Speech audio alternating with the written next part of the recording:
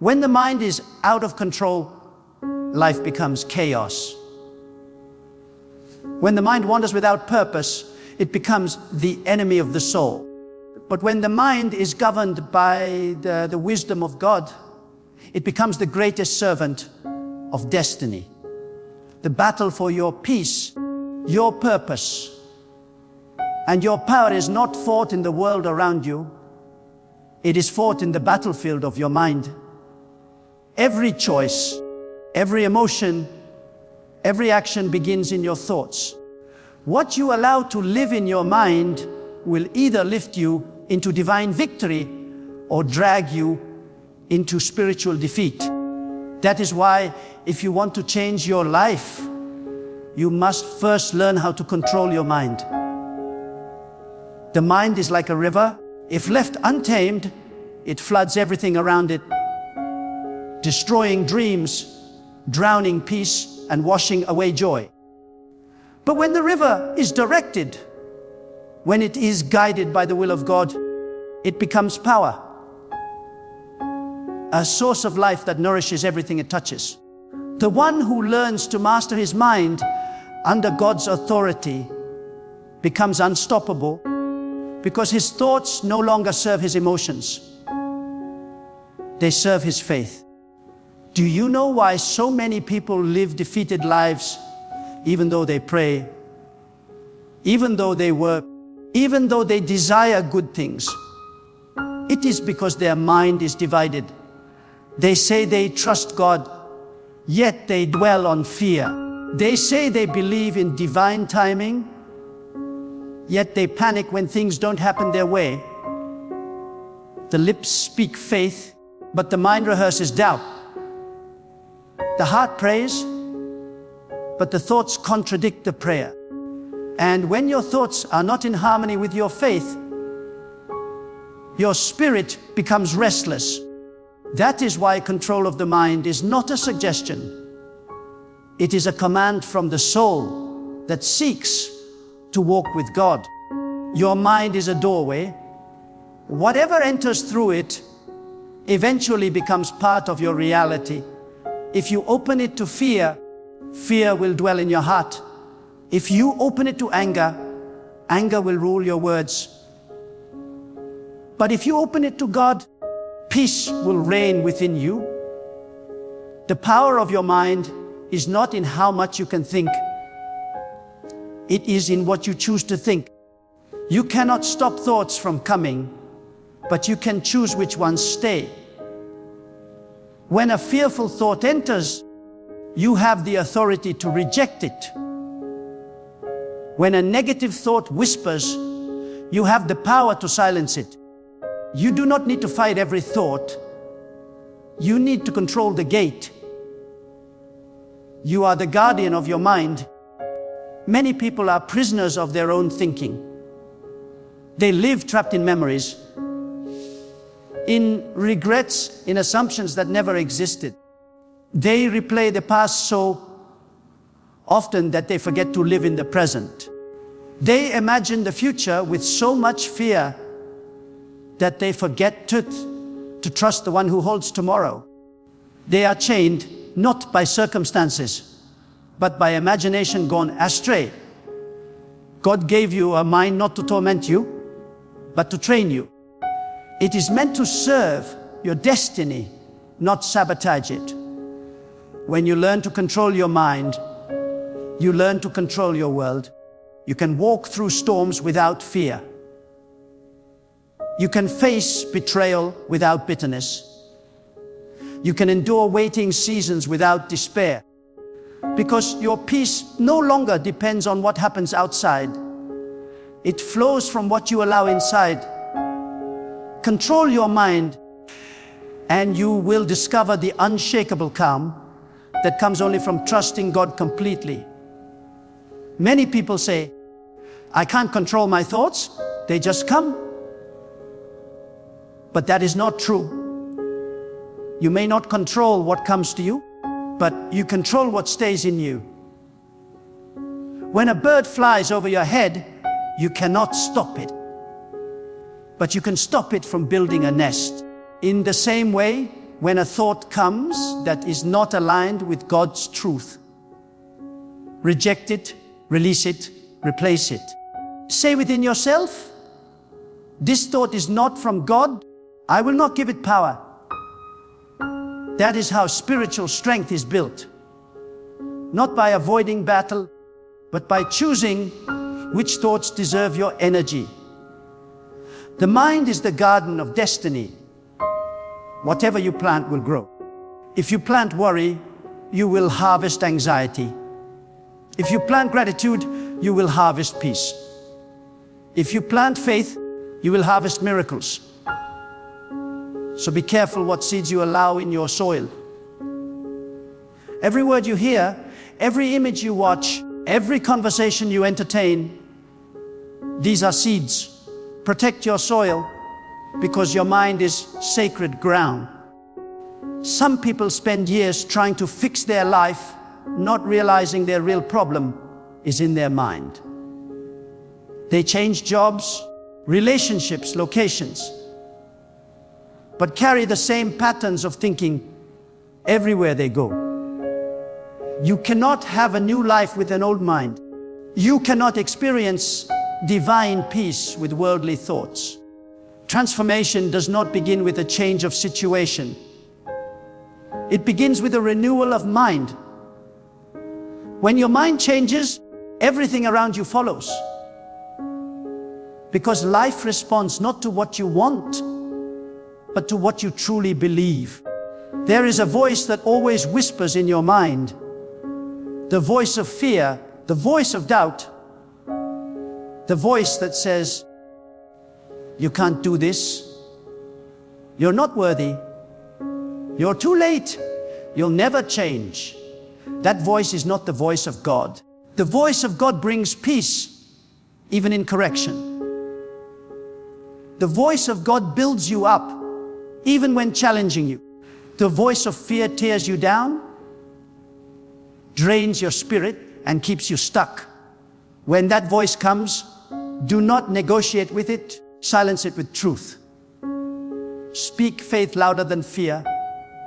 Speak purpose louder than pain. Speak trust louder than anxiety. The words you speak to yourself determine the direction of your life. Your mind listens to your voice more than any other voice in the world. That is why you must become intentional about what you tell yourself. Do not wait for others to encourage you. Speak strength into your soul. Do not wait for situations to improve. Declare peace within your storm. Though, the one who controls his inner dialogue controls his destiny. Because your mind becomes what you repeatedly say. If you keep saying you're weak, your mind will believe it. If you keep saying you're uncertain, your mind will accept it. But if you start declaring, God is guiding me, God is with me, God is strengthening me, your mind will rise to that truth. Sometimes controlling your mind means separating yourself from noise. The world is full of distraction, opinions, negativity, confusion. The more you listen to the world, the harder it is to hear God. That is why silence is powerful. In silence, the mind resets. In stillness, the soul receives. Many people fear silence because it exposes their thoughts. But that is where healing begins. When you stop running from your thoughts and start surrendering them to God. Silence is not emptiness, it is sacred communication. When you calm the noise within, you begin to hear the whisper of divine wisdom. You cannot control your mind if you feed it with poison. Many fill their minds with gossip, fear, base news, endless comparison on social media, and then wonder why they feel anxious, lost, or unfulfilled. What you feed grows. If you feed your mind with negativity, it will produce more of it. But if you feed it with truth, gratitude, and divine principles, it will produce peace. You cannot rise higher than the thoughts you consistently think. That is why daily discipline of the mind is essential. Every morning, before you speak to anyone, speak to God. Before you check your phone, check your thoughts. Ask yourself, what will I focus on today? Because whatever you focus on expands. If you focus on problems, problems will dominate. If you focus on peace, peace will multiply. The mind follows attention.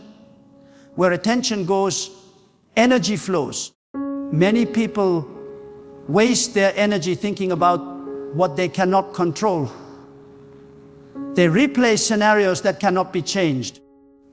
They worry about outcomes that belong only to God. Worry is wasted imagination. It creates storms that never happen. It drains the energy that could be used to build faith. The secret to controlling your mind is learning to let go of what belongs to God. Some thoughts are not yours to carry. Some questions are not yours to answer. When you surrender the need to understand everything, your mind finds rest. You will never have complete peace until you accept that control belongs to God, not you. The mind becomes restless when it tries to control what is divine. The ego says, I must fix it. Faith says, God will handle it. The ego says, I must understand. Faith says, I will trust. The ego says, I need to see it first. Faith says, I believe even before I see. When your thoughts align with trust, anxiety loses its power. To control your mind is not to suppress thoughts, it is to elevate them. It is to rise above them. When the storm comes, you do not fight the waves. You anchor yourself deeper. In the same way, when your mind becomes restless, do not panic. Anchor yourself in stillness. Remind yourself, my thoughts are not my master. They are my servants. Every time a thought tries to dominate you, remind it who you belong to. God never created you to be a slave to emotions. He gave you a mind so that your spirit could govern your emotions, not the other way around.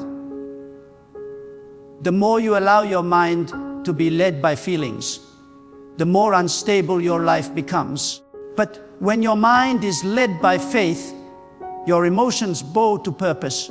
This is why those who truly trust God appear calm in situations that would break others. Their peace is not ignorance, it is mastery. Sometimes the greatest battle is not outside, but within. There will be days when your mind says, give up. There will be days when you feel overwhelmed, when everything seems uncertain. In those moments, remember, thoughts are not facts. Just because you think it doesn't make it true, your mind can lie to you. Fear can disguise itself as logic. Doubt can disguise itself as caution. You must discern which voice belongs to truth. That discernment comes when you fill your mind with God's wisdom daily. The mind renews itself through repetition. You cannot think positively once and expect transformation. You must train your thoughts daily, just as an athlete trains his body. When a negative thought appears, replace it immediately with faith. When worry arises, declare trust. When confusion strikes, speak clarity. Every replacement builds mental strength. Every repetition aligns your mind closer to divine truth. Do not allow temporary emotions to make permanent decisions. Emotions change, but divine truth remains. Many ruin blessings because they let a passing thought control their reaction. Learn to pause before responding. Learn to observe before deciding. The one who can pause has power. Because silence between stimulus and response is where divine wisdom speaks. The greatest minds are not those filled with information. They are those filled with divine clarity. Clarity comes when your mind is uncluttered. Simplicity is power. When your thoughts are aligned with God, confusion cannot dominate. That is why every day you must release what no longer serves your peace. Let go of grudges. Release overthinking. Silence comparison. The more space you create in your mind, the more room there is for divine inspiration. Controlling your mind also means controlling your imagination. Imagination is a gift, but it becomes a curse when used wrongly. Many use imagination to create fear instead of faith. They imagine worst case scenarios until their heart believes them. Imagination should be used to visualize purpose, to build faith, to see yourself walking in the promises of God before they manifest. Use your imagination not to panic, but to prepare your spirit for blessings. There is also power in gratitude. Gratitude resets the mind. When you focus on what you have, your mind stops craving what it lacks. Gratitude silences comparison. It shifts attention from loss to abundance, from fear to faith. The mind cannot dwell on gratitude and anxiety at the same time. One will always silence the other. When your thoughts become heavy, start thanking God for the smallest things. Gratitude unlocks the gate of peace. Another key to controlling your mind is forgiveness. Unforgiveness is poison that clouds the mind. It keeps you replaying pain until it becomes part of your identity. When you forgive, you release your mind from bondage. Forgiveness does not mean forgetting. It means no longer allowing that thought to control your peace. When you let go, your mind becomes lighter, clearer, freer to receive divine wisdom. Your mind becomes what you repeatedly do. If you live in constant reaction, your mind becomes reactive. If you live in peace, your mind learns calm. Discipline your habits, and your thoughts will follow. Start your mornings with quietness, not chaos. End your nights with reflection, not regret. The mind thrives in rhythm. When you create spiritual routines that honor God, your thoughts align naturally with peace. There will always be distractions, people who test your patience, situations that challenge your control. But each distraction is a test of mastery. When you control your reaction, you control your power. When you let anger lead, you give your peace away. The truly powerful are not those who control others. They are those who control themselves. Mastery of mind is mastery of destiny. Sometimes you will feel weak. Sometimes you will fall back into old thinking. Do not condemn yourself for that. Simply return. Return your focus to God. Every time you bring your wandering mind back to divine truth, you strengthen it. The mind is like a muscle. It grows with consistency, not perfection. Remember, no one can think for you. People can speak into your life, but only you can decide which thoughts take root. Guard your inner world with the same intensity you guard your body. You protect your home from intruders. Why not your mind from negativity? The most dangerous thief is the thought that steals your peace. Control your mind, and your emotions will follow. Control your emotions, and your actions will align.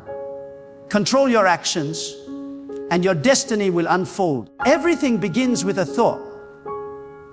That is why the greatest victory is internal. When your mind is under the divine order, even chaos becomes opportunity. When your thoughts are guided by trust, even delays become preparation. You stop resisting life and start flowing with divine rhythm.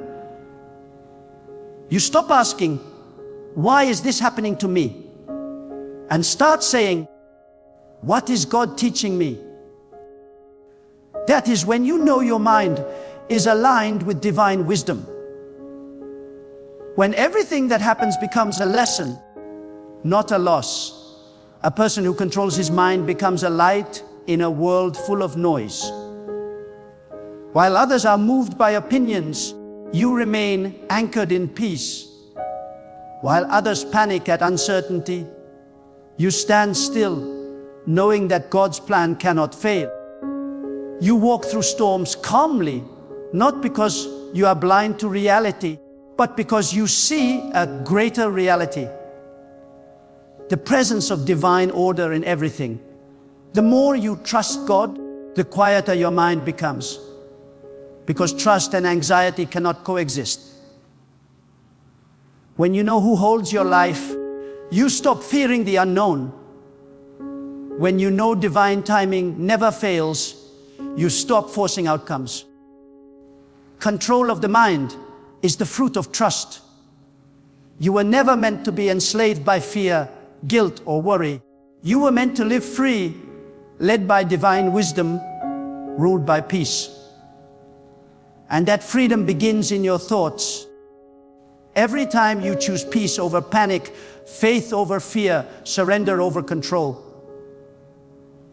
you are reclaiming your divine power. The mind is the throne of your inner world. Whoever sits there rules your life.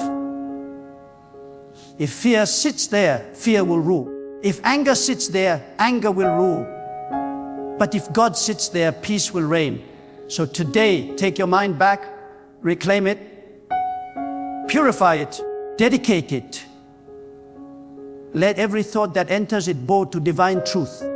Then you will see what it means to live not as a slave to emotion, but as a vessel of divine order. Because when your mind is controlled, your spirit becomes unstoppable. Nothing outside you can shake what is firmly grounded within you. And when your mind belongs fully to God, every step you take, every word you speak, every breath you draw, becomes a reflection of divine power moving through you. When your mind is surrendered to God, it no longer fights the flow of life. It walks in divine rhythm. You begin to understand that every delay carries wisdom, every challenge carries a lesson, and every hardship carries a hidden blessing. The mind that trusts in God stops asking, "Why me?" and starts saying, "Use me." Because you begin to see that control is not about forcing outcomes. It's about aligning your thoughts with divine will. The moment you release the illusion of control, you gain true mastery. Because control of the mind begins with surrender to God. When the mind becomes still before God, it transforms from chaos into clarity. You begin to discern what matters and what doesn't. You stop wasting energy on things that were never yours to fix. You stop replaying conversations that steal your peace. You stop comparing yourself with others and start focusing on the mission God placed within you. This is the secret of inner mastery. To live guided by divine purpose, not human pressure. You see, the world teaches you to control your mind by force, to suppress thoughts, to resist emotions, to push against the current. But divine wisdom teaches you to control your mind by alignment. You don't suppress the storm, you rise above it. You don't fight every thought. You rise into awareness where thoughts no longer control you. The moment your mind recognizes that peace comes from trust in God, not in circumstances, every storm begins to lose its power. The uncontrolled mind is like a wildfire. It burns everything in its path. But when disciplined by divine focus, it becomes like a candle that brings light into the darkness. Many destroy their own peace, not because of what happens to them, but because of what happens within them. They replay pain until it becomes their identity. They relive betrayal until it becomes their lens. But you must understand, your thoughts are not who you are. They are simply visitors in your mind. You are the guardian. And as the guardian, you decide which thoughts stay and which must leave. To control your mind means is to rule your inner kingdom with wisdom. Every kingdom has a ruler, and the ruler must be firm, alert, and wise. If you allow every emotion to sit on the throne of your mind, your peace will be overthrown. But when you allow God's truth to govern your thoughts, your mind becomes a kingdom of light, ruled by divine order. There will always be voices that try to distract you. The voice of fear, the voice of past failures, the voice of worldly temptation. But the mind that listens to God's voice will never be led astray. Fear may whisper, "You will fail." But faith answers, "God is guiding me." Doubt may shout, "You are not enough." But divine wisdom declares, "I am made by the one who is enough." Every thought is a test of your loyalty, to fear or to faith, to worry or to wisdom. What you choose to believe determines who you become. When your mind is under divine control, you no longer react, you respond. You no longer panic, you perceive. You begin to see through situations, not just at them. You recognize that people's actions are not your responsibility. Your reaction is, the moment you realize that peace is your power, you stop allowing anyone or anything to steal it. No insult can touch you. No failure can define you. No delay can destroy you. Because your mind is rooted in divine stability. God has given you the ability to direct your thoughts like a river. And wherever that river flows, life begins to bloom. If your thoughts flow toward gratitude, joy follows. If your thoughts flow toward fear, despair follows. So ask yourself daily, where am I directing my mind? Because the direction of your thoughts will always determine the direction of your life. Sometimes, to control your mind, you must first declutter it. Too many thoughts, too many desires, too many attachments create noise that blocks divine clarity. The mind that is overloaded cannot hear God's whisper. That is why stillness is not weakness, it is wisdom. The greatest revelations are born in silence. When you quiet the noise within, you make room for divine understanding. When your mind becomes silent before God, truth rises naturally to the surface. Learn to pause before reacting. That pause is sacred. It is where God speaks.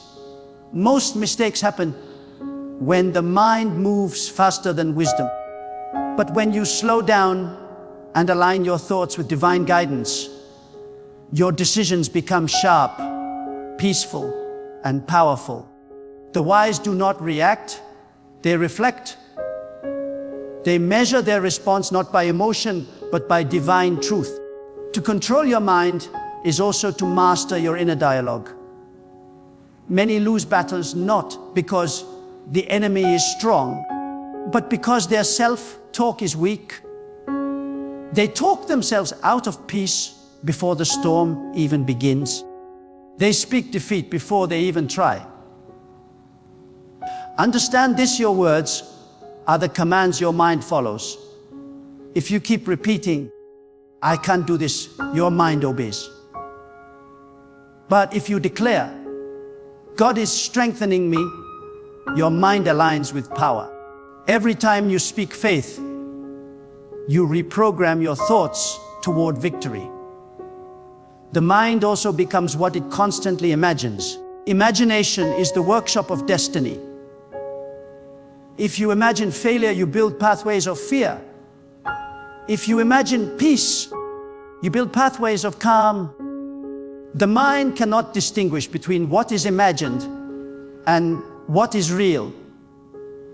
It will respond to whatever picture you feed it. That is why you must fill your mind with images of peace, strength, and divine purpose. Visualize yourself walking with calm in chaos. See yourself standing tall in adversity. Imagine your future through the eyes of trust. When you learn to guide your imagination under the light of divine truth, miracles begin to manifest. Because what the mind sees repeatedly, the heart begins to believe. And what the heart believes, the world eventually reflects. Sometimes the hardest part of controlling your mind is letting go of what once defined you. Many hold on to pain because it gives them identity. They say, this is who I am. The one who was hurt, betrayed, rejected. But you are more than your past. You are not your wounds. You are the strength that rose from them. When you stop identifying with pain, your mind begins to heal. Healing begins when you stop replaying the story of what broke you and start focusing on what God is building within you. The mind cannot be free until you forgive. Forgiveness is not a favor you give others, it's a liberation you give yourself. When you forgive, you release the energy that chains you to pain. You make space for new peace to enter. You stop carrying the poison of bitterness and start breathing the air of divine freedom. Every time you forgive, you take back control of your mind. To control your mind also means to live in the present.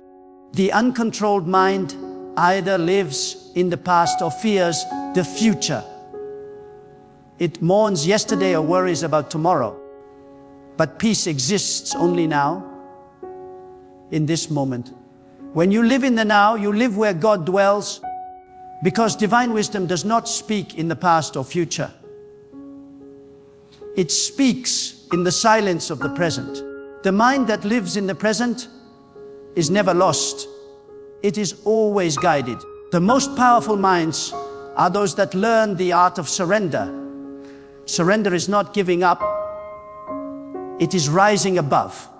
It is saying, God, I trust your wisdom more than my fear. When you surrender your anxious thoughts, they lose control over you. When you surrender outcomes, your heart becomes light. The surrendered mind flows effortlessly, knowing that divine timing is perfect, even when human logic cannot see it. Control also means discipline. You cannot expect peace if your daily habits feed chaos. If you fill your mornings with noise, your mind will stay restless. If you end your nights with worry, your sleep will be disturbed. Discipline is not punishment. It is protection. Discipline protects your mind from becoming a playground for distractions. Wake up with purpose. Fill your mind with words of faith. End your day with gratitude. Over time, your mind becomes conditioned to peace, not panic. Every day, your mind is choosing between two masters, faith or fear. And whichever you feed will grow. Feed faith through reflection, gratitude, and trust. Starve fear through awareness, surrender, and silence. You cannot serve both one must rule. The moment you choose faith, your mind begins to obey peace. When your mind becomes aligned with divine will, you no longer depend on the opinions of others. You stop seeking validation from people who do not even understand your journey. You stop explaining yourself to those who cannot see your vision. You become content with divine approval alone. That is freedom. The freedom to live by truth, not applause. The mind that is controlled by God does not need to prove itself. It simply moves in purpose. There will be seasons when your thoughts feel heavy, when doubt creeps in like fog. In those moments, remember, you are not your thoughts. You are the observer of them. Stand outside your mind and watch your thoughts pass like clouds. Do not chase them, do not fear them. Just observe. Eventually, the clouds will clear and you will see the sky of peace that was always there. Some thoughts must be replaced with truth before they destroy your focus. When the mind says, I'm lost, respond, God is guiding me. When it says, I'm alone, respond, God is with me. When it says, I'm weak, respond, God strengthens me. When it says, I can't, respond, with God, all things are possible. The moment you replace fear with faith, darkness loses authority. To control your mind is to live in awareness. Awareness means you no longer live on autopilot. You no longer let habits control your days. You live consciously, intentionally, and spiritually alert. Awareness allows you to see patterns before they repeat, traps before they close, and distractions before they deceive.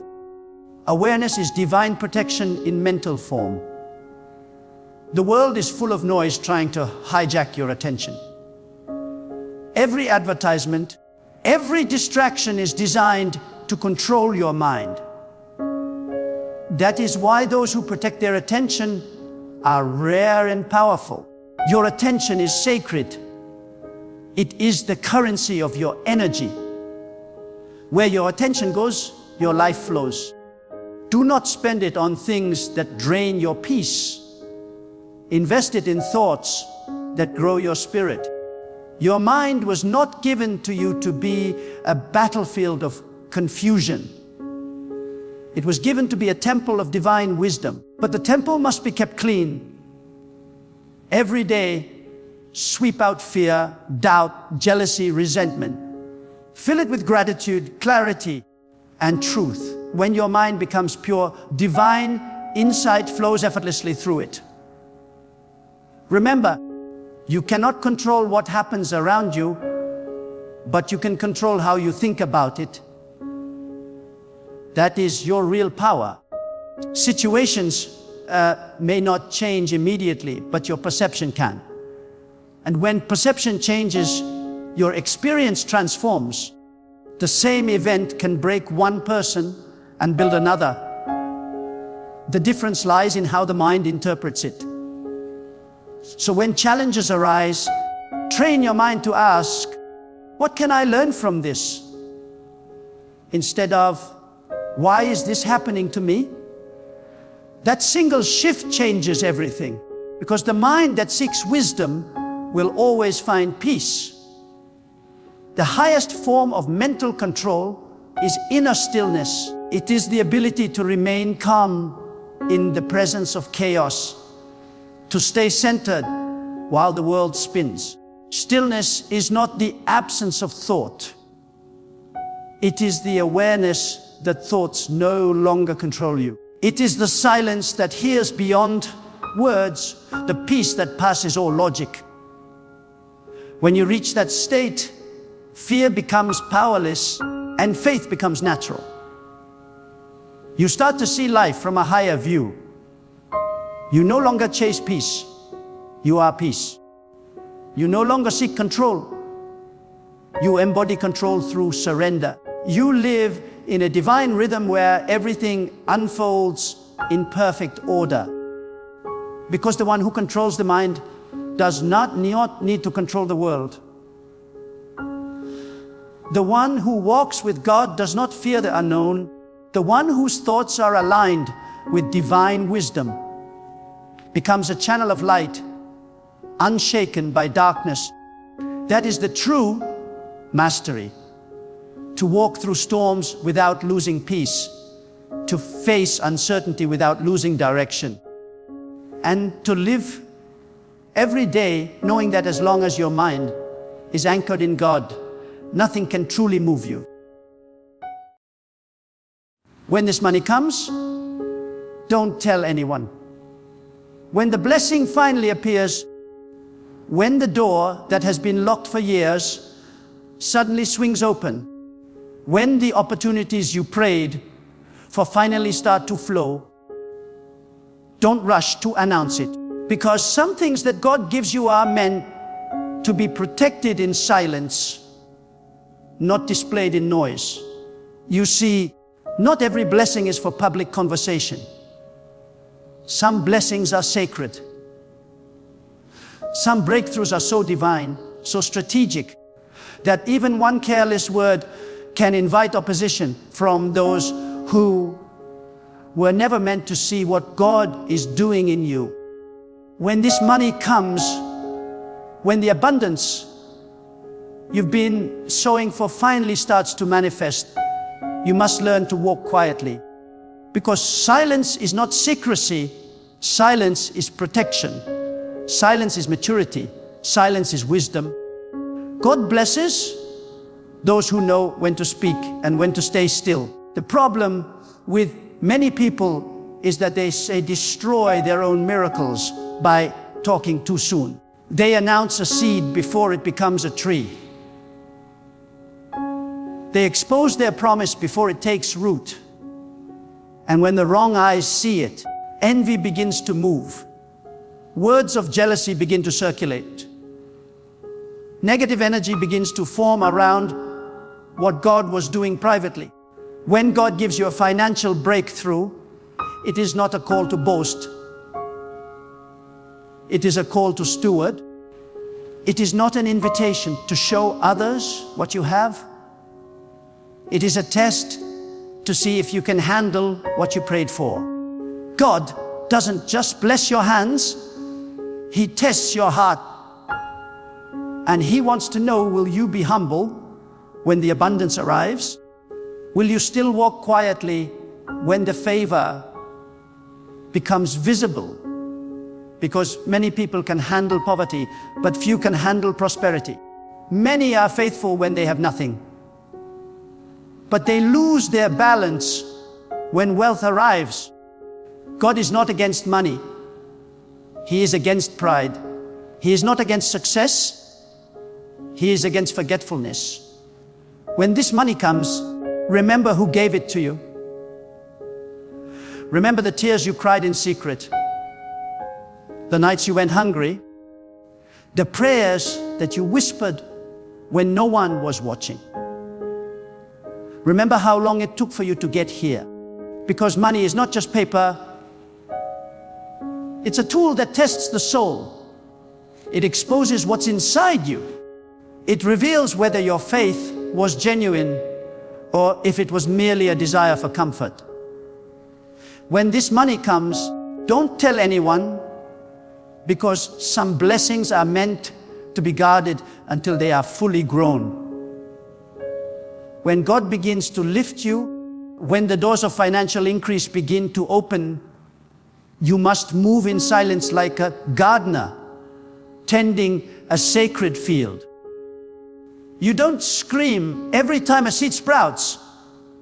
You nurture it quietly until it becomes strong enough to face the wind. There are some seasons where silence is not weakness, it is divine strategy. It's not about hiding out of fear. It's about protecting what God has entrusted to you from the noise that drains purpose. When God starts to multiply your resources, you must understand that the same people who were comfortable with your struggle might become uncomfortable with your success. It's not that they hate you. It's that your elevation confronts their complacency. Your blessing reminds them of their delay, and your growth exposes their stagnation. That is why God tells you to move quietly.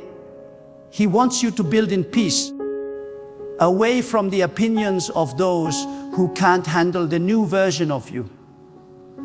Wealth is not just a reward, it is a responsibility.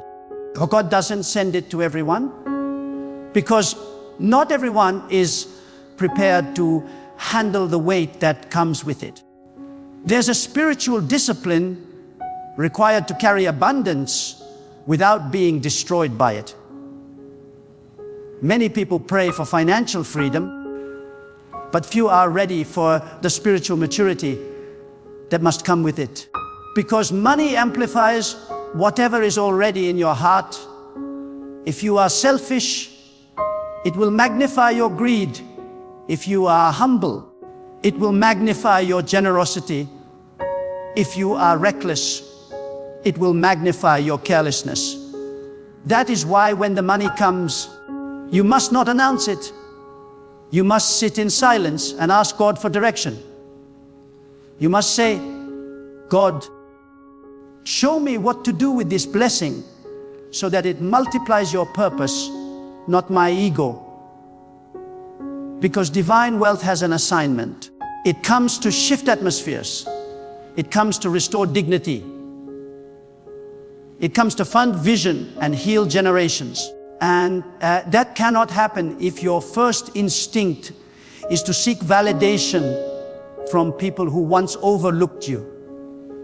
When the blessing arrives, you must also understand timing. There's a difference between what is given and what is revealed. God may give you something now, but He might instruct you not to reveal it yet. Because not every harvest is ready for display. Some fruits must ripen in the dark. Some blessings must mature quietly. When you expose them too early, you invite opposition that could have been avoided. Remember, it's easier to destroy a seed than to cut down a tree.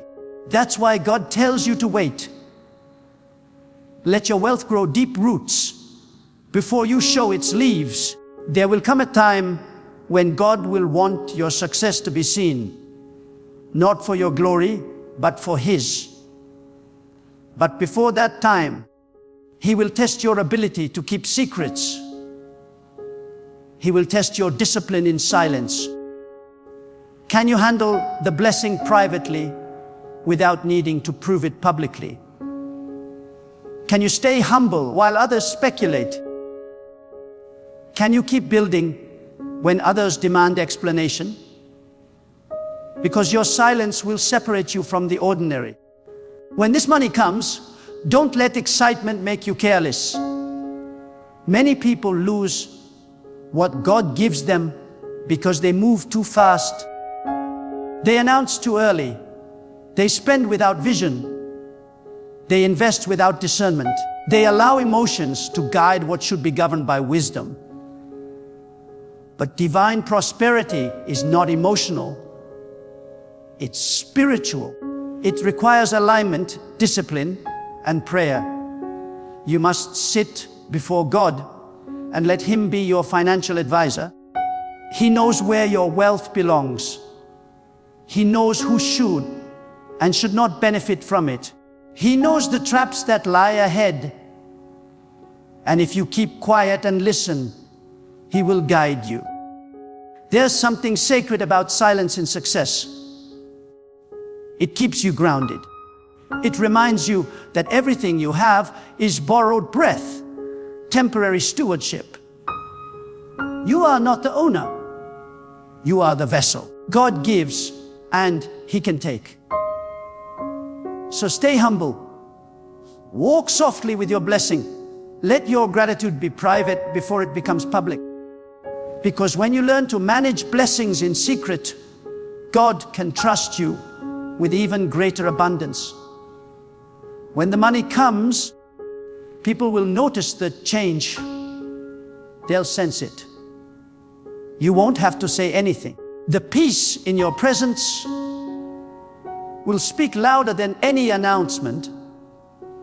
You will walk differently, talk differently, think differently, not because you are proud, but because you are now operating from abundance instead of lack. God's blessing has a fragrance that cannot be hidden. But even then, don't speak about it. Just keep moving with discipline. Let them wonder what changed. God sometimes hides you in plain sight. He allows your success to manifest quietly so that only those meant to see it will see it. That's divine filtering. He doesn't want the wrong hands touching what He is doing in your life. He will keep you under spiritual covering until the time is right. Some people are meant to witness your testimony, but not your process. Some can celebrate your result, but cannot survive your preparation. That's why God hides certain seasons. He doesn't want to expose what is still fragile to the winds of jealousy or distraction.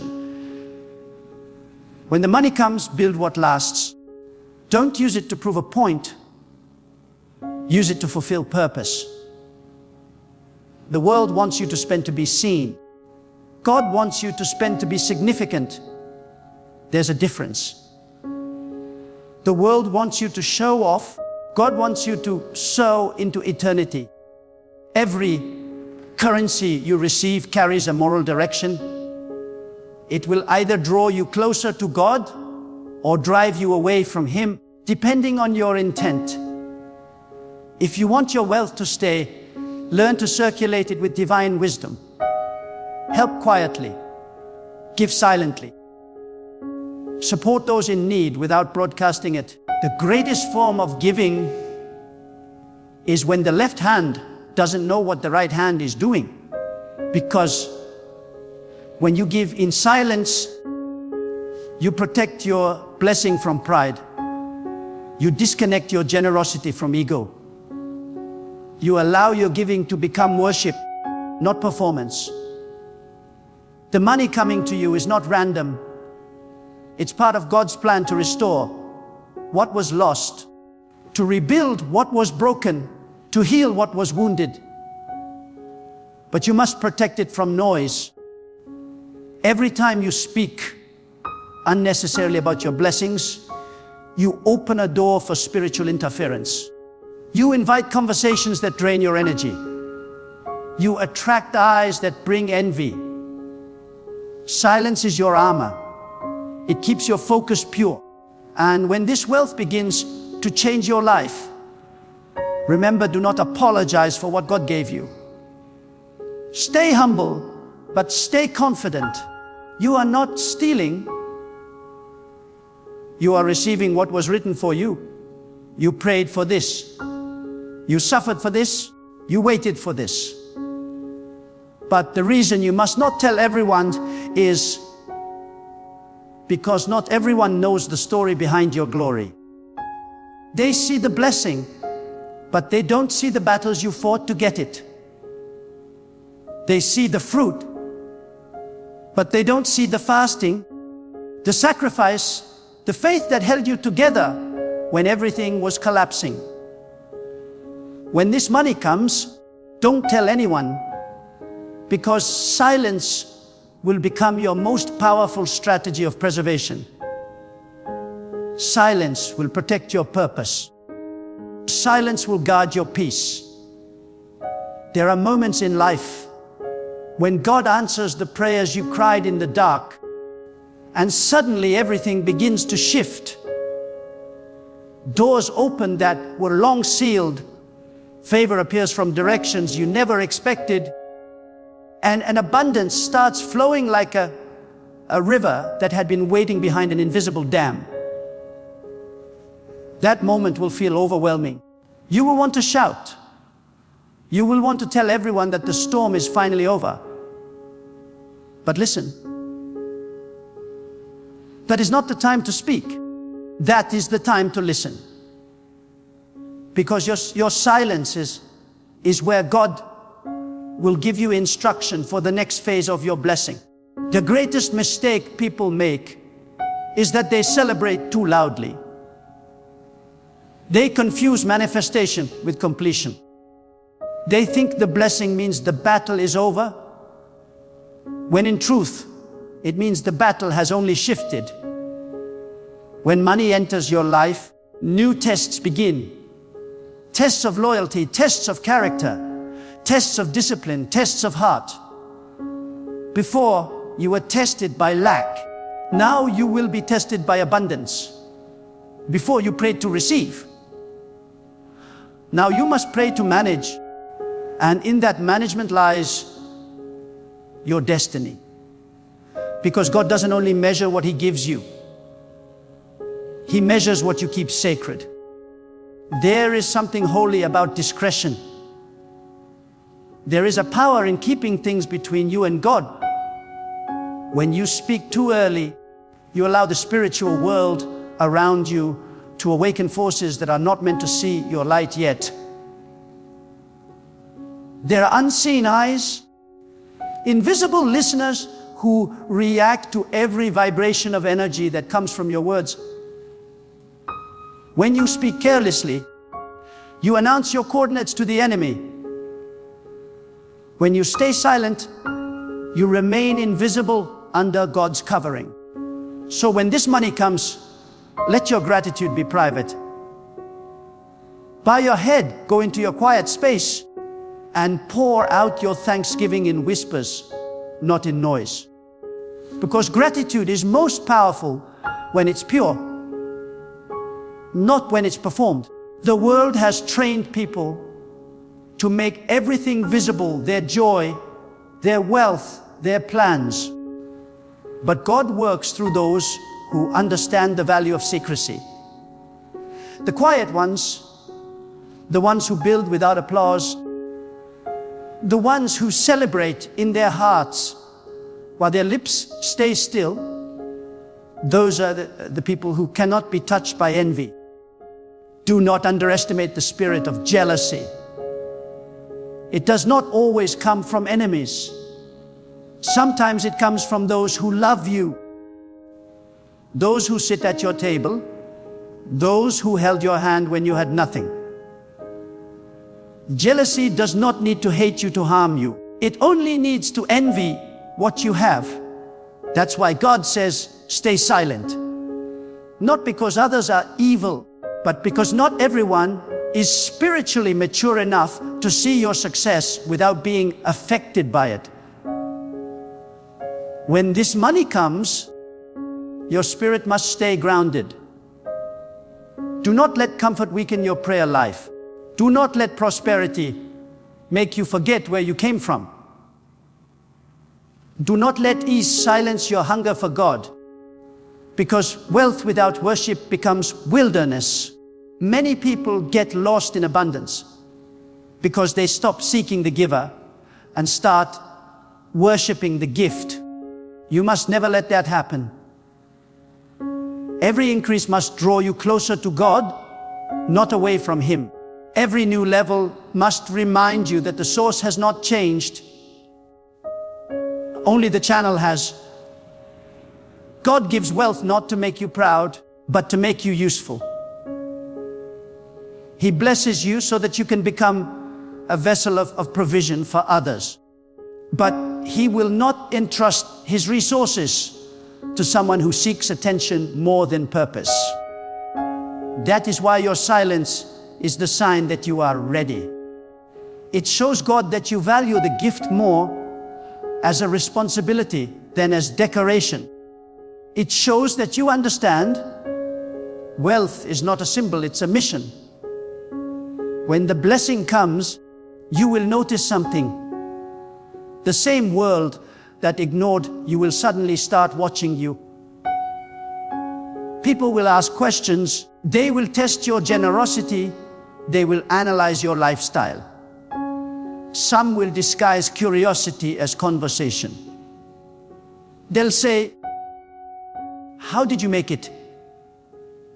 Not because they want to learn, but because they want to measure how close they can get to your blessing. This is where wisdom must rise in you like a shield. Not every question deserves an answer. Not every smile deserves trust. Not every handshake deserves partnership. Silence will save you from traps that words can create. The silence God asks of you is not about secrecy for fear. It's secrecy for strategy. Because when you move in silence, you allow God to move loudly. You create space for divine intervention. You stay unpredictable in a world that thrives on exposure. You become untraceable to those who wish to drain your energy. Silence is the highest form of self-control, and in the world of spiritual warfare, self-control is strength. When the money comes, use it to build structure. Use it to create systems that protect your peace. Don't let the money control your time. Let your purpose control your money. Remember, money is not freedom. Discipline is freedom. You can have millions and still be a prisoner of anxiety if your soul is not anchored in God. But if your heart is disciplined and your spirit is anchored, even a small income can feel like wealth, because peace multiplies whatever you have. Do not let your new abundance become a source of noise in your environment. True success is quiet because it doesn't need to shout. Let the quality of your life speak. Let the way you treat people speak. Let your generosity speak. Not through announcements, but through quiet transformation in the lives of others. God's richest servants are not those who are loud about what they give, but those who give in silence and trust God to multiply it. There is something majestic about quiet prosperity. When you learn to hold blessings in stillness, you align yourself with divine rhythm. You become like the ocean, deep, vast, and calm on the surface, but powerful underneath. Shallow rivers make the most noise. Deep waters remain still. When your wealth is rooted in God, you don't need to prove it. It carries a spiritual gravity that pulls opportunities toward you without you ever needing to chase them. Understand this. When God gives you increase, He also expects secrecy until the foundation is strong. You don't show a house before the roof is finished. You don't invite visitors into a construction zone. Likewise, when God is still building your financial stability, keep the door closed. Build quietly. Let the walls rise in silence. When it's done, when it's secure, those who are meant to see it will see it. And even then, you won't need to explain. Your fruit will speak for you. When this money comes, you will feel a shift inside you.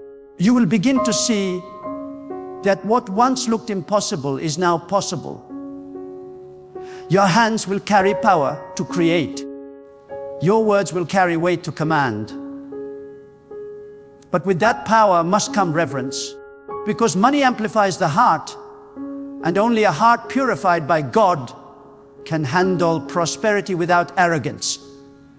Pray daily, God, do not give me more than my humility can handle. That prayer will keep you safe. And never forget, wealth is temporary, but wisdom is eternal. The goal is not just to become rich, it's to become wise enough to stay blessed. Many people become wealthy but lose peace, lose family, lose purpose. But the one who walks with God The one who stays silent and obedient will experience wealth with peace, abundance with calm, and prosperity with purpose. That's the highest form of divine success. When this money comes, don't forget the poor. Remember the days when you had nothing. Remember the moments when you begged for help and no one came. Remember the nights when you were counting coins. That memory will keep your heart soft. Never let success make you blind to suffering. The true test of wealth is compassion. God blesses you to see whether you can become an extension of His hand. And if you keep that spirit of service alive, and the flow of provision will never stop. When this money comes, don't tell anyone, because true prosperity is not loud, it is sacred. It is something you carry within your spirit long before it shows in your hands. It is not the car, the house, the brand, or the bank account that defines it. Prosperity begins when you learn that your relationship with God is the foundation of everything you have. When God decides to lift you financially, it is not to decorate your ego, it is to demonstrate His wisdom. It is not to make you idolize money, but to make you understand the responsibility that comes with divine provision. That's why when this money comes, you must protect it not only from others, but from yourself.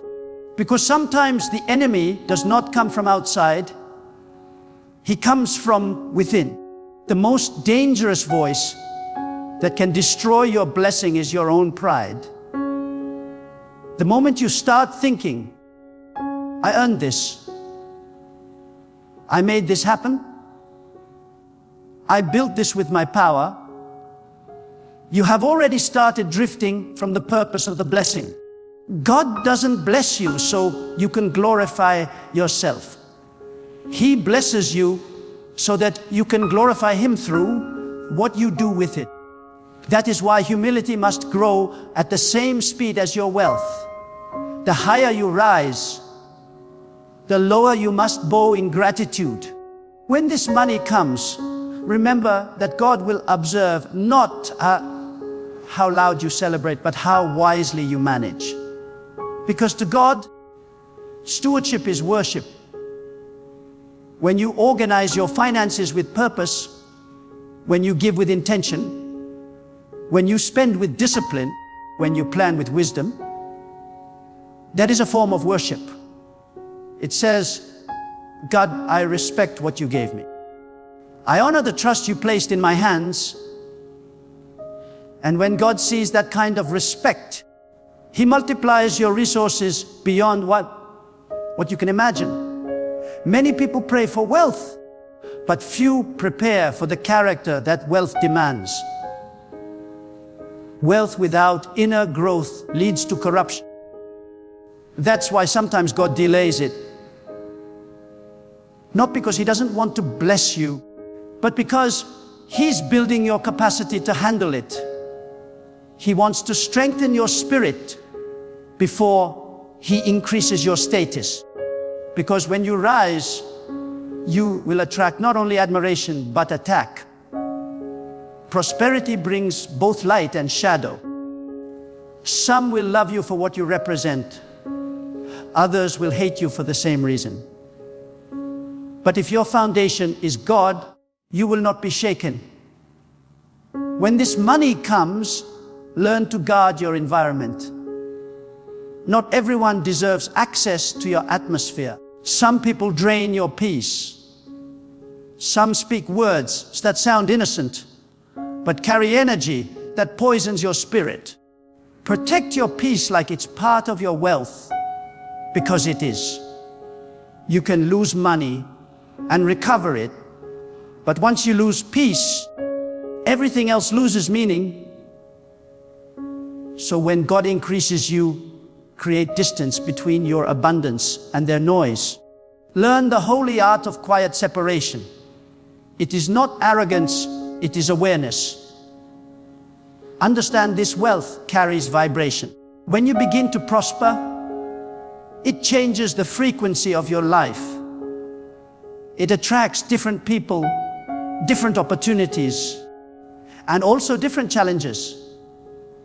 And if you are not spiritually alert, you can be pulled into circles that look attractive, but are empty of purpose. This is why silence is your shield. It gives you time to discern who belongs in your new season and who does not. When God lifts you financially, it is not only to bless you, but to teach you that giving is power. But even your giving must be wise. Don't give because you want attention. Don't give because you want praise. Give because it aligns with divine purpose. Some giving blesses and some giving drains. You must learn to ask God, where should I sow? Because not every ground is fertile. You can waste good seed in bad soil if you don't listen to divine direction. That's why before you give, before you invest, before you expand, silence yourself and listen.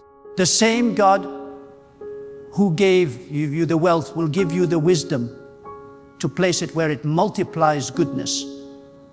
And when this money comes, do not use it to prove those who doubted you wrong.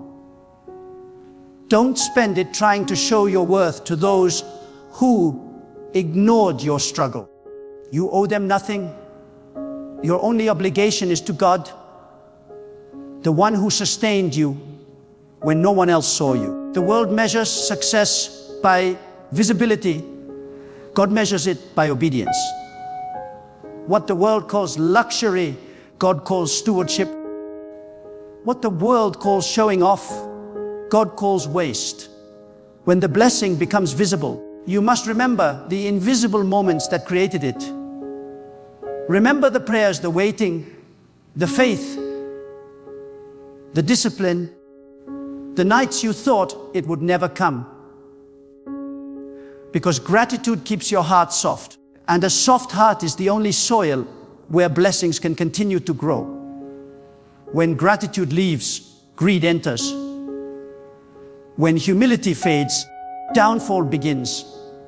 Many people collapse under the weight of the very wealth they once prayed for because they forgot who carried them when they had nothing. Never forget, silence is not just about keeping secrets from others. It's about keeping peace within yourself. It's the ability to enjoy what you have without explaining it to anyone. It's the discipline of resting in divine abundance without needing external validation. That's spiritual maturity. When you no longer need applause to feel secure, when you no longer need to prove your blessing to believe it's real, you become grounded, unbothered, and free. That's when you know you are truly rich. Not when you can buy anything, but when nothing can buy you. When this money comes, learn the rhythm of spiritual balance. Save some, invest some, give some, enjoy some, but never worship any of it. Let money circulate through your hands, not through your heart. Keep your heart untouched by greed and your spirit untied to numbers. God wants you to handle wealth like water, fluid, humble, adaptable, always flowing toward purpose. If you ever feel the urge to speak about your success, pause and pray. Ask yourself, what will this confession produce? If your words bring peace, speak. If they feed pride, remain silent. Your silence will confuse your enemies and protect your destiny. Because not every battle is fought with weapons. Some are won with wisdom. Silence is wisdom. Silence is armor. Silence is proof that your trust is in God, not in applause. When God blesses you, Your humility must grow deeper than your bank account. Stay approachable. Stay kind. Remember how it felt when you were overlooked. Remember how it felt when you were struggling. Use your wealth to lift others silently. Not with noise, but with compassion.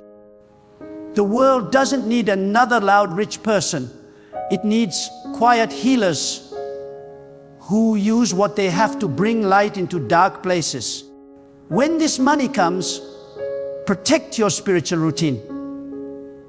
Don't let comfort replace connection. Many people lose the intimacy they once had with God when their hands get full. Their prayers shorten, their dependence fades, their sensitivity dulls. Don't let that be you. The same way you prayed in tears when you were waiting, pray with gratitude when you are receiving. When your wealth increases, your worship should deepen, because worship is what keeps wealth pure. God blesses you not to lift your status, but to expand your influence for good. And influence without integrity is poison. That's why your silence is not just about privacy. It's about maintaining purity. You cannot mix divine purpose with worldly pride. If you want your wealth to carry peace, it must be aligned with heaven, not with vanity. So when this money comes, understand it is more than income, it is instruction. God is saying, no, manage this as my representative on earth.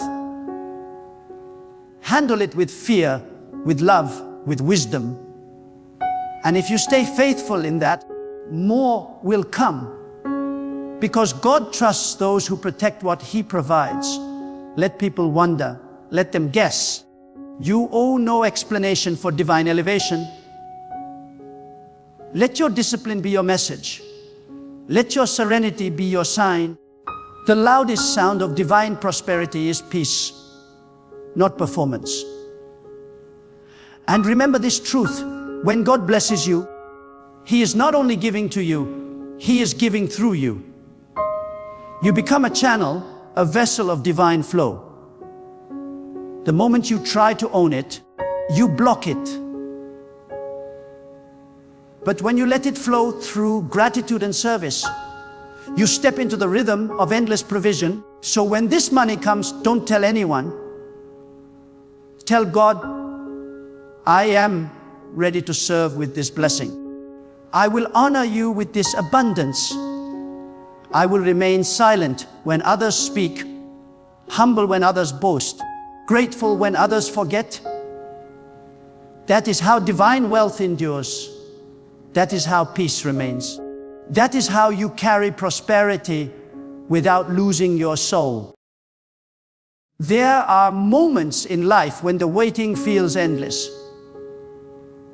When the nights grow cold and silent, and it seems as though God has turned away.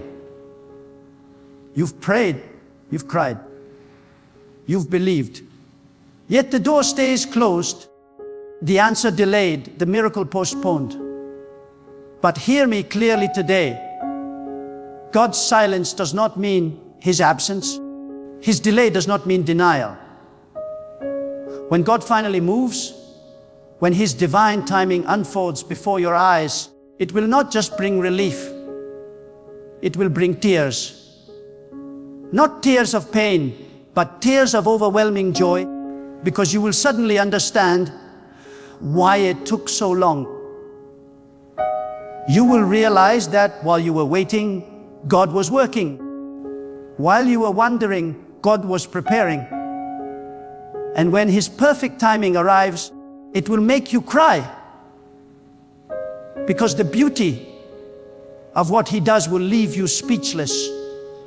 You see, God is not limited by your calendar. He is not pressured by your impatience. He does not rush because of your emotions. God's timing is divine, eternal, flawless. You may think He's late, but He's actually right on schedule. You may think the delay is punishment, but it's protection. God is not holding something back to hurt you. He's holding it back to bless you at the right moment. When the right time comes, not a second early, not a minute late, everything will align. The doors, the people, the opportunities, all falling into place like pieces of a divine puzzle. You will look back and realize that if God had answered you sooner, you would have settled for less. If He had opened that door before you were ready, you would have lost what He wanted to give you. Many of you are standing in a season of waiting. You've been faithful. You've done everything right, but nothing seems to change. You're tempted to question if God even hears you. You're wondering if maybe you missed His voice, or if perhaps you've been forgotten. But I tell you the truth, God never forgets. God never misplaces His children. He knows your name. He knows your pain. And He knows the exact second when your breakthrough must come. You may not see it yet, but your waiting has purpose. Every tear you've cried is watering the soil for your next blessing. Every disappointment you've endured is shaping you for divine promotion. Every delay has been the hand of God positioning you for something so glorious that when it happens, you will cry not because it hurts, but because you will be overwhelmed by the goodness of God. Think about it. Every great move of God in history began with waiting. Noah waited for the rain. Abraham waited for the promise. Joseph waited in the pit. And every one of them probably felt what you feel right now. Forgotten, overlooked, weary. But when God's timing arrived, it turned their entire story around. Noah saw the floodgates of heaven open. Abraham saw a son in his old age. Joseph saw the prison turn into a palace. What looked like delays were actually divine setups. The waiting was never wasted, and neither is yours. God is building something in your life that cannot be rushed. Some blessings are too sacred to be delivered quickly. They require time to strengthen your faith, to humble your heart, to purify your motives, and to align your spirit with the will of God. There are some prayers you prayed that God could have answered instantly, but He didn't, because He wanted to show you something greater. He wanted to show you that His blessings are not earned by desperation, but released through transformation. He is changing you while you wait. He is teaching you to trust when nothing makes sense, to believe when everything looks impossible, and to stand when you feel weak. You may not understand it now, but one day you will. One day you'll look back at this season and say, now I see why God made me wait. You'll say, if that door had opened, I would have been destroyed. If that relationship had worked, I would have lost myself. If that opportunity had come sooner, I would not have been ready. You will cry, because you'll see how every delay, every heartbreak, and every detour was divine protection in disguise. Sometimes God slows you down because the path ahead is not clear yet. He can see what you cannot. He sees the traps, the wrong people, the unseen dangers that would have consumed you. So He keeps you still, not to punish you, but to protect you. You call it delay, God calls it deliverance. You call it silence, God calls it strategy. You call it waiting, God calls it preparation. And when His time arrives, everything you've been praying for will rush into your life so powerfully that you'll weep in disbelief. You'll realize that God didn't forget your prayers. He was perfecting them. Oh, how often we try to run ahead of God. We think we know what's best.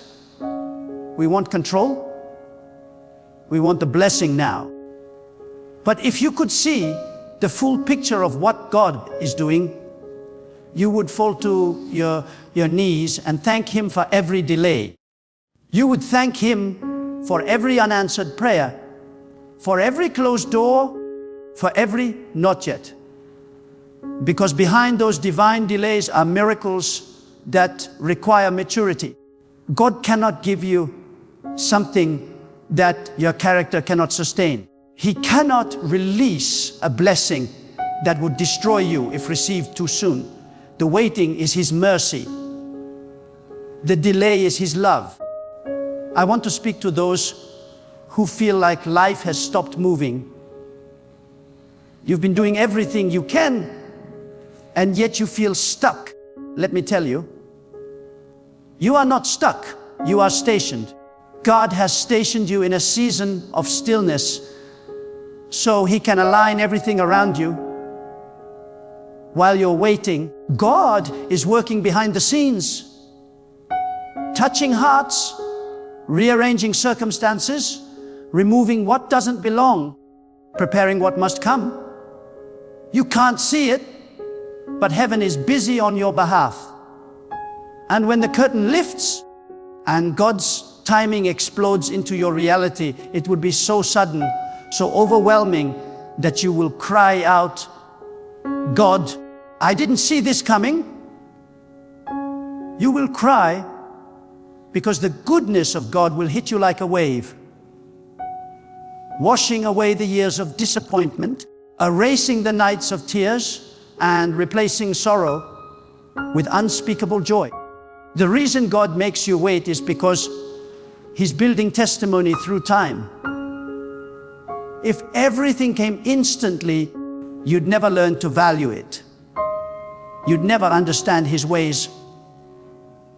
But when you've prayed for years, cried through nights, and stood firm through storms, and then God finally moves, you'll fall on your knees in gratitude. You'll say, God, You were there all along.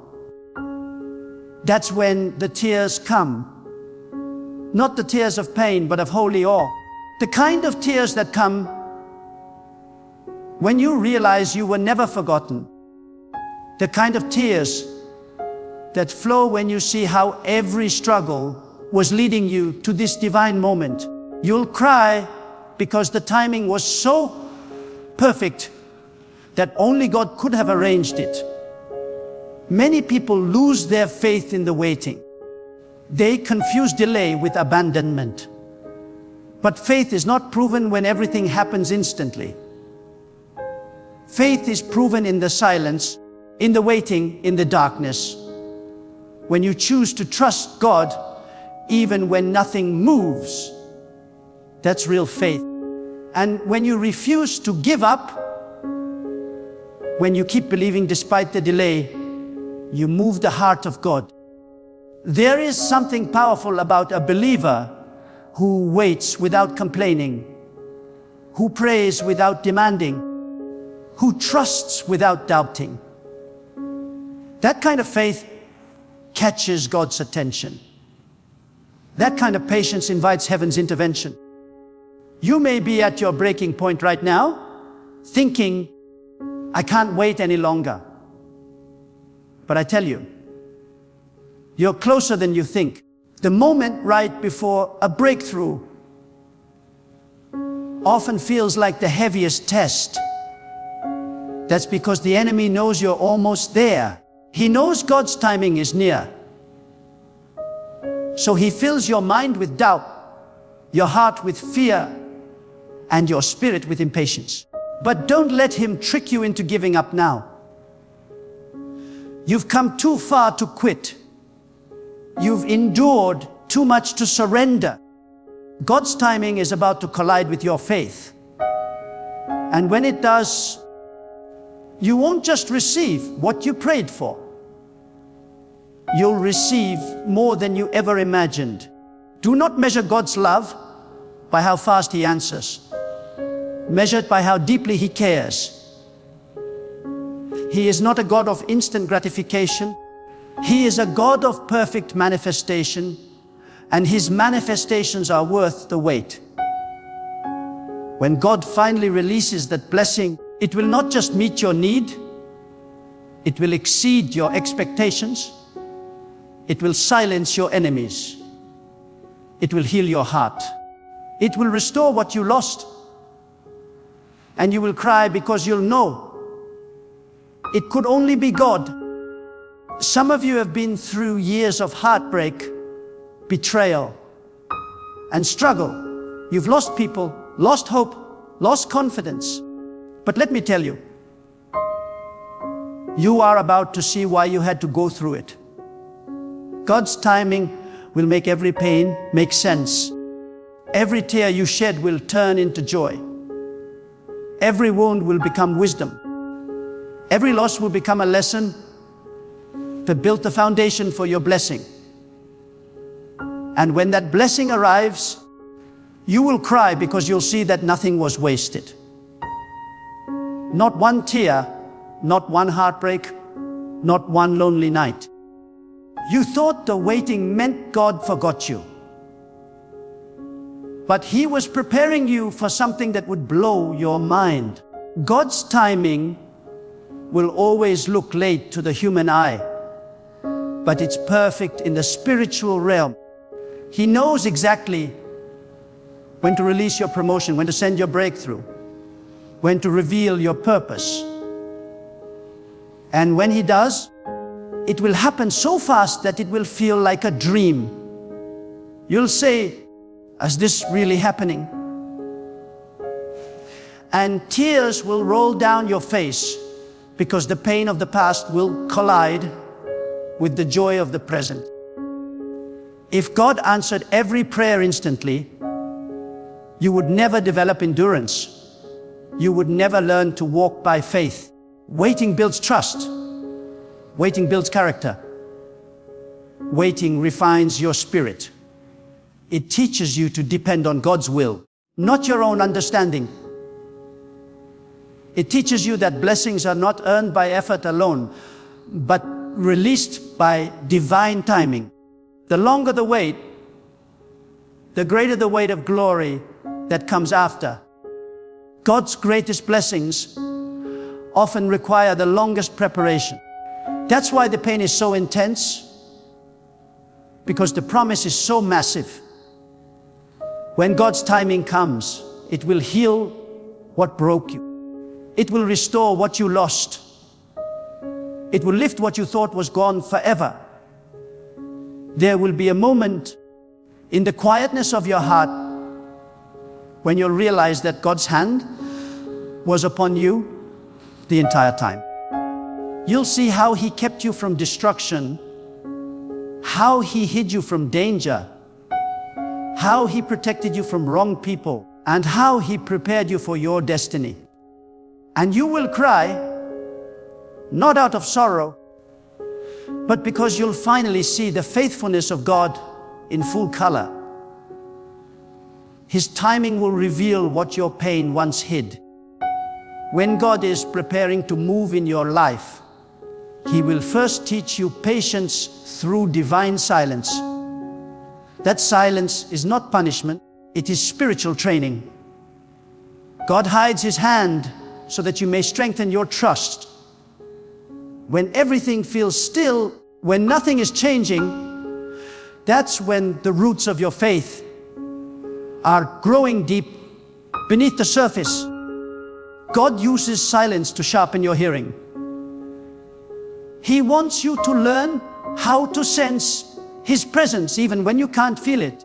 He wants you to trust His purpose even when you can't see it. You see, when God delays, it's not because He's forgotten you.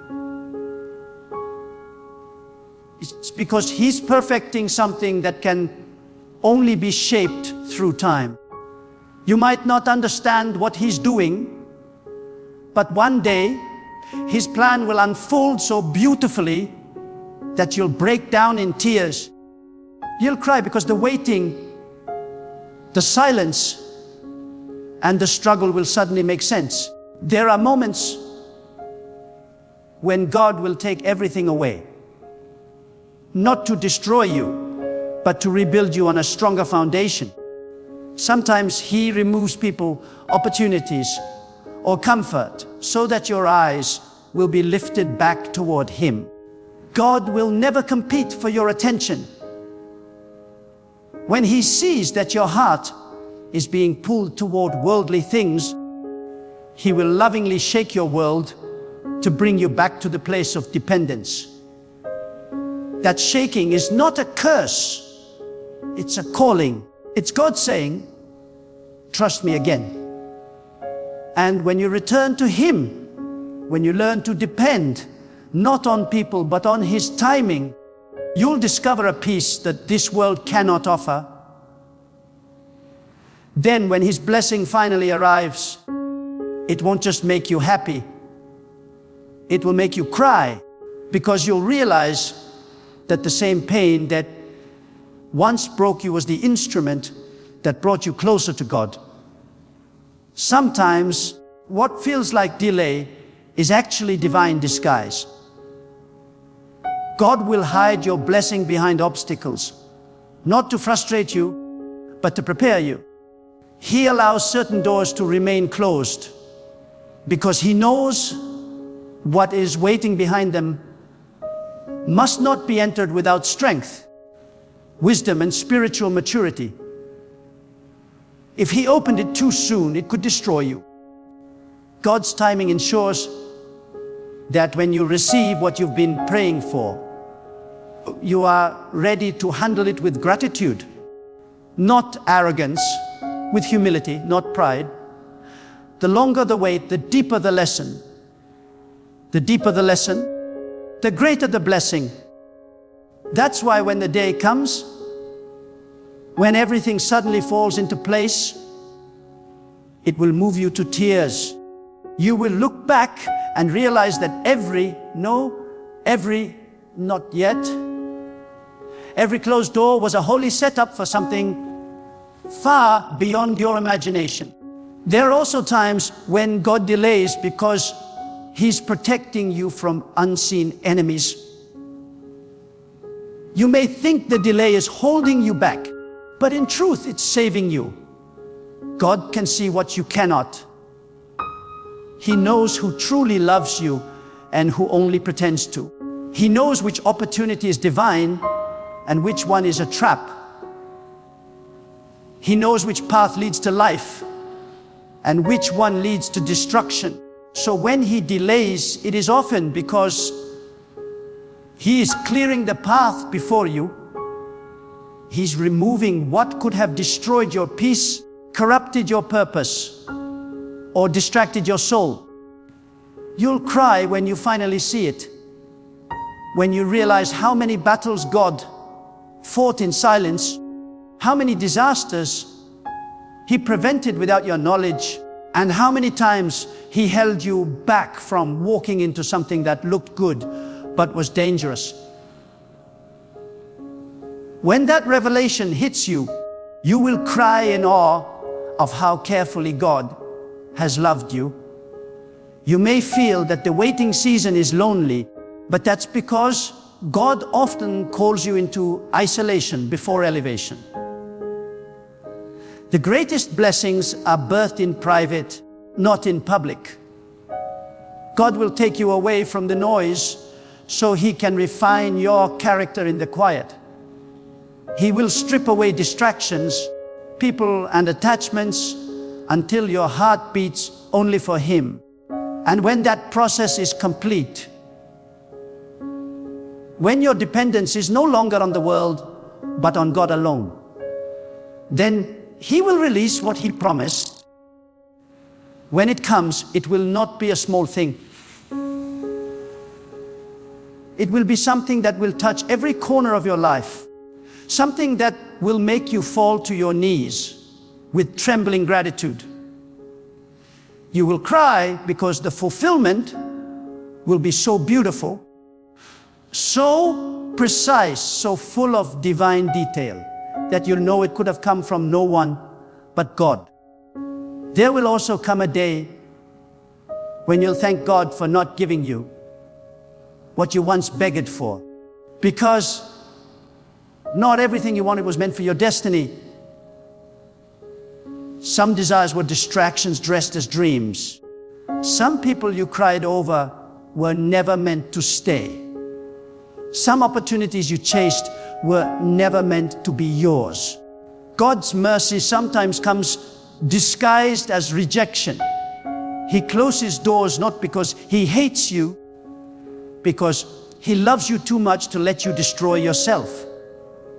One day you will cry tears of gratitude, not regret, because you'll see how God's no was really a better yes, waiting at the perfect time. Every season of waiting has a hidden assignment. God uses delay to develop discipline. He uses disappointment to strengthen discernment. He uses pain to deepen purpose. While you're focused on the destination, God is focused on your transformation. He's not just trying to get you to the promise.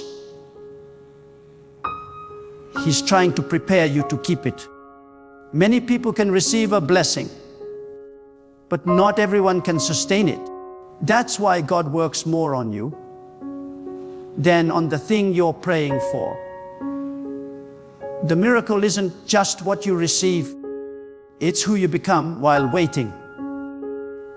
And when the blessing finally arrives, the tears that flow will not only be for what you became, but for who you became. There are some breakthroughs that are so powerful. God has to bring you to the edge of surrender before He releases them. He has to break your will so His will can rise. He has to let everything else fail so that you finally depend only on Him. It's when you stop striving, stop panicking, and simply say, God, whenever you're ready, I trust you, that heaven begins to move. The waiting becomes a sacred space, a space where your heart is purified, your priorities are rearranged, and your faith becomes unshakable. That's when God steps in. That's when His timing unfolds. And when it does, you'll cry because it will be so sudden, so magnificent, and so right that all the pain will fade in the light of His glory. You might not know this, but every second you wait faithfully is being recorded in the divine plan. God sees your effort. He sees your patience. He sees the nights you cried yourself to sleep, whispering prayers no one else heard. Not a single tear has gone unnoticed. Every tear is a seed. Every prayer is a deposit. Every act of faith, even the smallest one, is building your harvest. And when the time comes, that harvest will come back multiplied, pressed down, shaken together, and running over. You will cry not just because of the blessings, but because of the realization that God saw you in your lowest moment and never stopped believing in your future. Some of you are asking, why does God make me wait so long?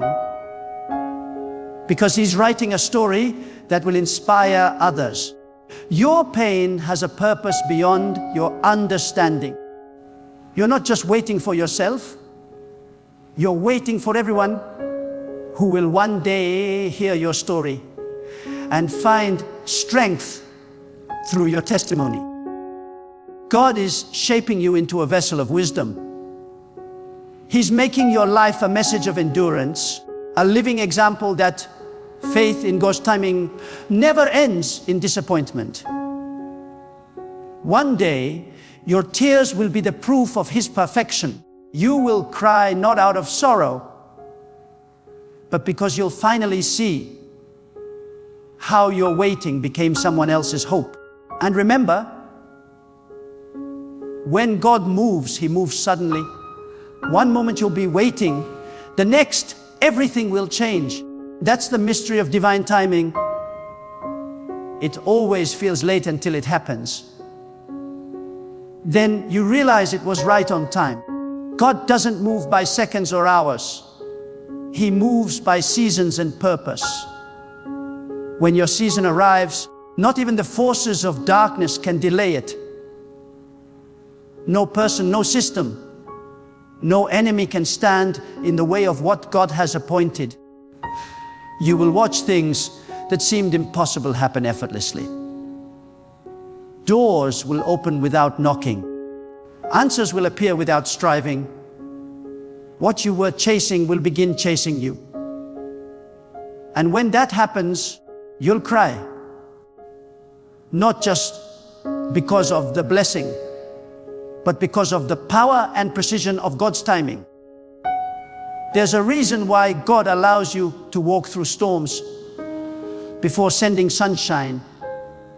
He's not trying to break your spirit. He's proving your strength. The storm is the test before the reward. It's in the storm that you learn endurance. It's in the storm that you learn to hear God's whisper. When you come out of it stronger, wiser, and still standing, then God knows you're ready. Then the blessing arrives, and it will be so glorious, so divine, that all you can do is weep in gratitude. You look back and realize that every wave that almost drowned you was actually lifting you closer to God. There will come a moment in your life when everything you have endured will meet its divine purpose. The tears, the heartbreaks, the sleepless nights, they will suddenly align. And you will realize that none of it was random. God was behind it all. Every delay was carefully written. Every setback was sacred. Every disappointment was a divine detour guiding you to destiny. God never wastes pain. He turns sorrow into strength, loss into wisdom, waiting into preparation, and silence into revelation. You may have thought He forgot you, but God never forgets what He promises. When His appointed time arrives, it will be so breathtakingly beautiful that your heart won't be able to contain it. You will cry because you'll finally see that His timing was never late. It was building something eternal within you. When God's time comes, you will not have to strive for it. You will not have to manipulate or chase after it. It will unfold naturally, as if heaven itself has been waiting for that exact second to breathe upon your life. You will step into places you didn't fight for. You will meet people you never searched for, and you will receive blessings that your effort alone could never achieve. That is what happens when human patience meets divine timing. When God decides it's time, the natural and the supernatural collide. You will see how every no turned into a better yes, how every detour became a bridge, how every moment of pain produced purpose. You'll cry because the puzzle pieces will finally make sense. You'll cry because you'll see that God was never preparing the blessing for you. He was preparing you for the blessing. There is something sacred about the way God works. He doesn't always announce what He's doing. He conceals the process to protect it. He allows confusion to hide the masterpiece being formed. And while you're questioning, doubting, and fighting to understand, He's quietly arranging things beyond your comprehension. You may think nothing is happening, but in truth, everything is happening. Heaven's calendar is never delayed. When God sets an appointed time for your turnaround, not even time itself can resist. What belongs to you cannot be taken by another. What is destined for your life cannot be stopped by envy, gossip, or evil. The timing of God is your greatest defense, your greatest assurance, your greatest victory. When that moment comes, you will remember how many times you almost gave up. You will remember how often you wanted to quit, how heavy the burden felt, how silent the heavens seemed. But you didn't quit. You held on. And that moment of divine reward will make every tear worth it. You'll cry not because of the pain, but because of the perfection. You'll realize that the same God who allowed you to walk through the valley was the one who prepared your table on the other side. You'll cry because you'll see that He was closer in your pain than you ever imagined. Sometimes God delays what you desire most because He wants to test what you love most. He wants to see if your faith is rooted in the blessing or in the blesser. That's why some doors stay shut until you stop worshiping the outcome and start trusting the one who controls the outcome. When you finally let go, when you stop begging and start believing, when you stop panicking and start praising, that's when the spiritual atmosphere shifts. God's timing is not moved by desperation, but by trust. When your heart fully surrenders, the heavens respond. Then, in that sacred stillness, when you least expect it, everything begins to change. And when it does, it won't just bring peace. It will bring tears of holy wonder. Understand this. God doesn't rush because He's writing eternal stories, not temporary ones. He is not concerned with your clock. He operates by His divine calendar. What looks late to man is right on time in the realm of eternity. You may think you've been delayed, but in truth, you're being aligned. You may think you've been forgotten, but you're being positioned. Every step, every delay, every closed door, every lonely season, all of it is part of God's hidden architecture. And when the building of your destiny is finally revealed, you will stand in awe and weep because you'll see how perfectly He arranged each brick, how beautifully He used pain as a foundation, and how faithfully He kept His word. When God's time arrives, there will be no confusion. You won't have to force anything. Peace will confirm what striving never could. Doors will open effortlessly. What once resisted, you will begin to chase you. That's the difference between man's timing and God's timing. When man tries to make things happen, it leads to exhaustion. But when God ordains the moment, everything flows. You will not have to push. You will simply walk into what was already waiting for you. That's why patience is not weakness. It's power. Waiting on God is not inactivity. It's preparation for divine alignment. Those who wait on God never lose. They rise when the world falls. They shine when others fade. And when their time comes, their blessings overflow beyond measure. There will be a moment, and that moment is coming, when your life will change so suddenly that you'll have to remind yourself you're not dreaming. The very thing that was once a prayer will become your reality. The people who doubted you will be silenced. The wounds that haunted you will be healed. The losses that broke you will be replaced with something infinitely greater. And as it all unfolds, tears will stream down your face because you'll feel the presence of God so deeply, so overwhelmingly, that words will fail you.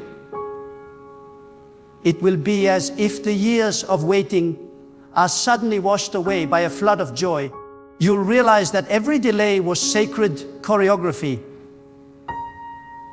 and that the rhythm of God's timing never missed a single beat. Do not despise the years of preparation. You are being refined, not rejected. God is teaching you how to handle abundance by testing you in lack. He's teaching you how to appreciate peace by walking you through storms. He's teaching you how to discern truth by exposing you to deception. Each experience is a divine classroom. When you graduate from those lessons, your blessings will not just come, they will come to stay. Because what God builds through process cannot be destroyed by pressure. You will cry when you see it, because you realize that what once felt like punishment was protection, and what once felt like abandonment was actually an invitation to grow deeper in faith. Even now, while you wonder where God is, He's already working behind the veil. He's already speaking your name into rooms you've never entered. He's already touching hearts to favor you. He's already commanding situations to shift in your direction. You may not hear it yet, but the spiritual echo of your breakthrough has already begun. It's only a matter of time before the unseen becomes seen. And when it does, it will come so suddenly that your emotions will not keep up with your gratitude. You'll cry because you'll realize that God was never slow. He was simply synchronizing your life with His plan. The beauty of God's timing is that when it finally happens, it redeems every wasted year. One blessing from God can recover what 10 years of struggle couldn't achieve. One divine encounter can erase a lifetime of disappointment. Yes, from God can silence 1,000 no's from people. That's why the wait is never wasted. God is storing up goodness for you. He's multiplying it while you're being refined. When it's released, it will feel like the floodgates of heaven have burst open. You will cry because the blessing will be too heavy to contain. Not heavy with burden, but heavy with glory. So hold on just a little longer. You are closer to your divine moment than you realize. The same God who began the work in you will not stop until He finishes it. The same hand that led you into the valley will lift you to the mountain. The same voice that told you to wait will soon whisper, "No." And when that no comes, it will make you cry in awe.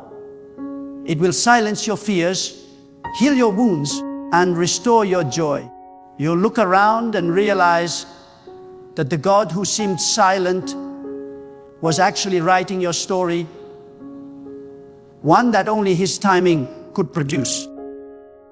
When God's timing finally manifests, it won't just change your circumstances, it will change you. It will awaken parts of your soul that you didn't know existed. It will deepen your gratitude, magnify your faith, and strengthen your love for God. You'll cry because you'll know that no human could have orchestrated what just happened. It was divine, it was personal, it was perfect, it was God. So hold on just a little longer. You are closer to your divine moment than you realize. The same God who began the work in you will not stop until He finishes it. The same hand that led you into the valley will lift you to the mountain. The same voice that told you to wait will soon whisper. And when that no comes, it will make you cry in awe. It will silence your fears, heal your wounds, and restore your joy. You look around and realize that the God who seemed silent was actually writing your story, one that only His timing could produce. When God's timing finally manifests, it won't just change your circumstances, it will change you. It will awaken parts of your soul that you didn't know existed. It will deepen your gratitude, magnify your faith, and strengthen your love for God. You'll cry because you'll know that no human could have orchestrated what just happened. It was divine, it was personal, it was perfect. It was God